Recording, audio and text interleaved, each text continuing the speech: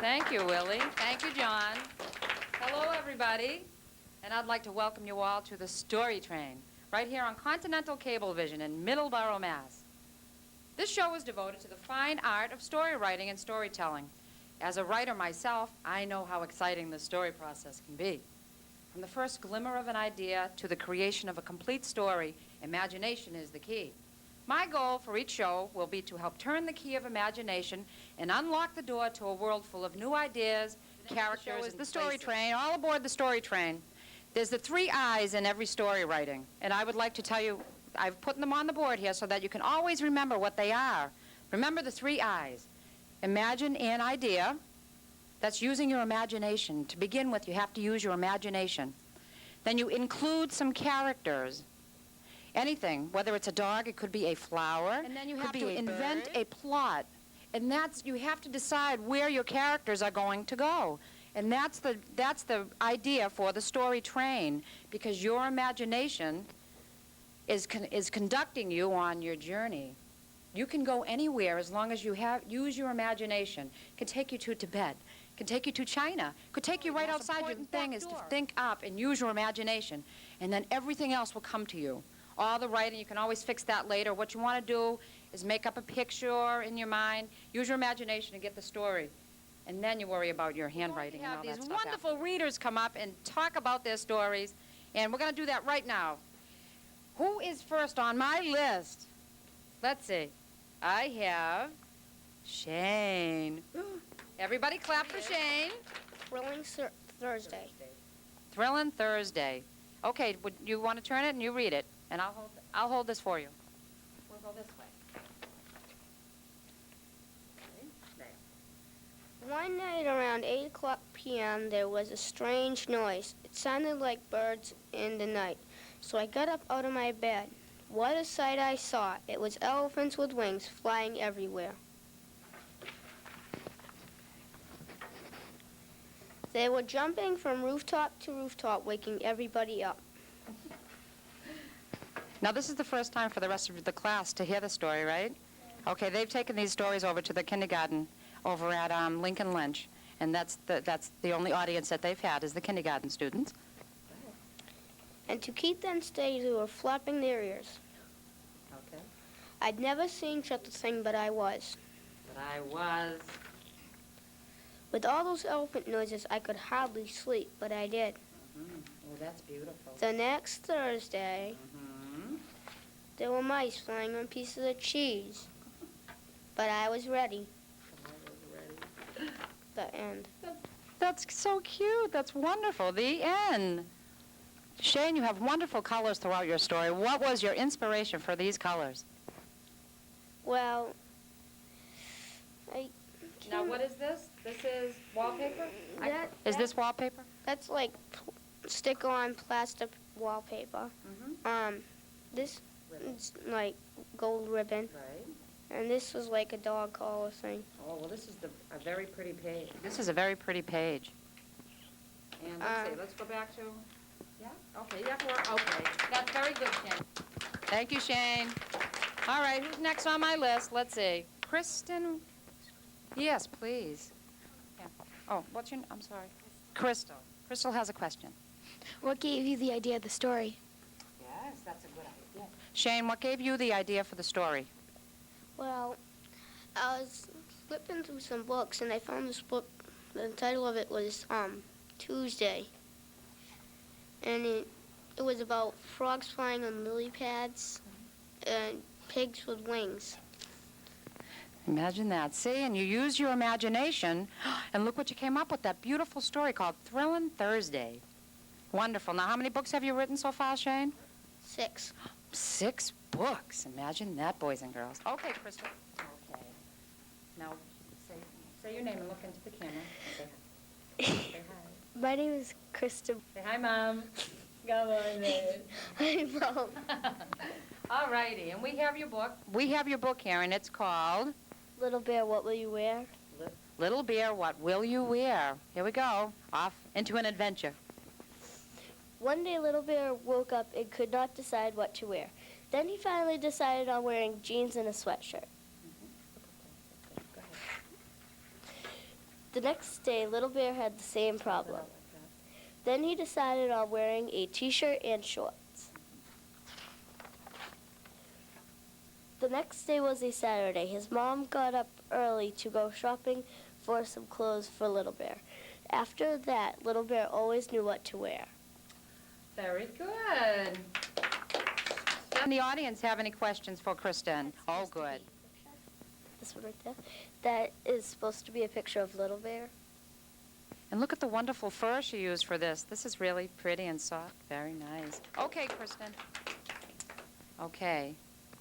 You can introduce yourself and look out into the camera. Hi, hi, Mom. Okay. And the name of your story is? Whales, whales everywhere. Okay. Whales are warm-blooded. Isn't that pretty? Some whales kill each other. Hold on. Some whales eat squid, fish, and seaweed. Right. Whales are mammals. They have blowholes. Their babies are born alive. The blue whale is the biggest whale in the world. It's 100 feet long and weighs a ton. People do research for their stories. A lot of times it isn't always just something that you make up, not just something you make up in your mind. You go out and you do research. It seems to me like you had read maybe an encyclopedia or something for your information. Where did you get your information?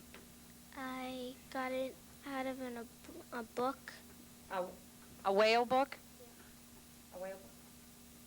and then I got some of the ideas out of that whale book and took them and made up a book for it. Very good. Does anyone have any questions for Jason? You have a question over there, Laurie? Okay. Where did you get all the colors for the book? I used some wallpaper. Yeah, open them. Oh, here's some. Is this wallpaper down here? Yep. Okay. I used marker, cotton, And felt? Felt right here. This stuff here is felt. and I used some stickers for the penguins. I don't know if everybody out there can see this, but there are little teeny penguins, little sticker penguins all over here in the water, jumping around with the whale, and they're just having a blast. Little party time. There we go. Okay. And I used Yeah. some stuff for the blowhole for the whale Go ahead. that you. Do whales jump out of the water? Yes. But not really high though. Anyone else? One more question. Go ahead, honey. Go ahead. No, sorry. My name's Bobby, and how did you get all that information about the whales? Well, I think it was the book that you said you read, right? Yep, he read. Okay. Crystal? What gave you the inspiration to do a book on whales? I just like whales a lot, and they're one of my favorite And animals. my book is Gloria and Sprague. Okay. Say. This is Gloria on her island. Gloria lives alone on a deserted island? Ooh. Ooh. Come on. Ooh. Okay, go ahead. One day, Gloria was outside playing with Spray the seal. They live alone on an island. Soon it became dark out, and they said goodnight to each other. The next day, Gloria could not find Spray. She looked and found A little bit louder, honey. Okay. Okay, go ahead. Spray and two other seals named Crest and Streak. Very good. They started to play. They played all the time.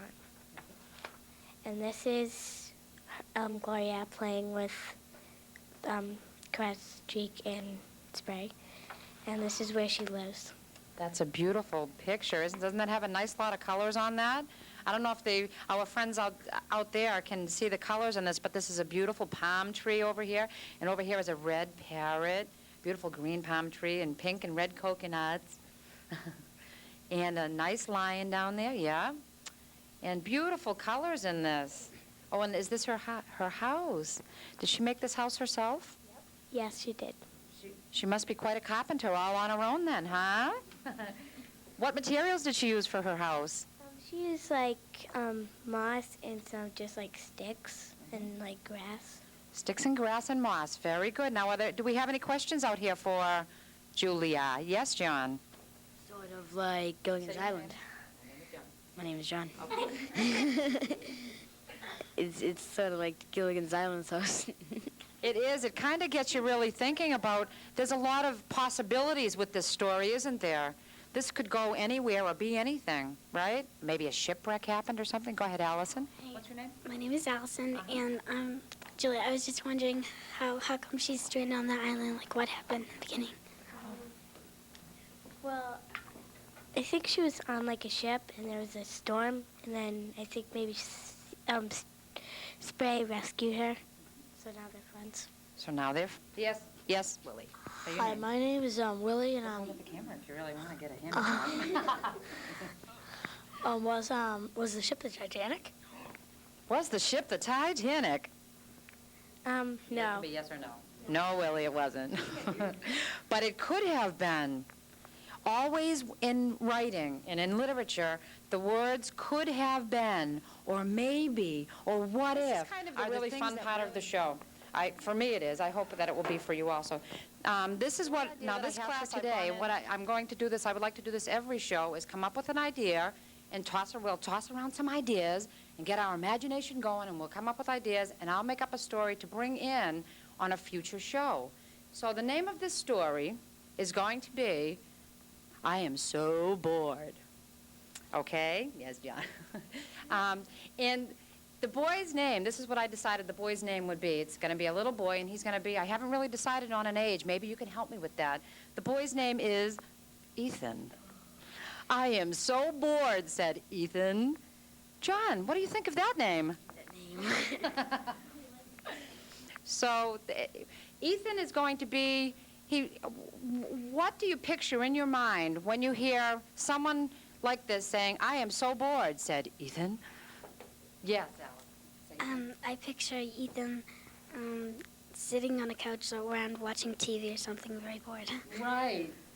Go ahead, Julia. I picture Ethan just standing around. He's like around 10, just like standing there saying. Around 10, that's a good age? Does everybody think that that's a good age for Ethan? Okay, John? I picture him with like. Easy now, easy. I picture him with like he's like on his bed just doing nothing. He's like, oh, I'm so bored. I am so bored. Okay, Patrick? Do you ever get bored? Yeah, does everybody here, is that something that everybody goes through probably at least once a day? All right, we're going to have to find more things for you to do in Mrs. Damon's class then. Yes, this is Mrs. Carol Damon, and she's here. This is her fourth grade class. Welcome. Thank you. This has been a real exciting morning to watch you get their imaginations going. I want everyone to remember that this story hour, though it's done by children, you know, it's done in the frame for children, is also for everyone, because imagination is the root of all creation. The first step in creating change in society and in life is to first imagine it to be so. What better teachers for us than those among us who, in any instant, can imagine and create anything they want, and those are the children. I hope you'll join me here again on the next your stories and your pictures and any ideas that you might have. And the name, Willie, would you like to say that for me, please? Story. The story tree. Yep. Any ideas for stories or anything that you think that we should be doing, please write in, because I would love to hear from you. I love mail. And please send me some.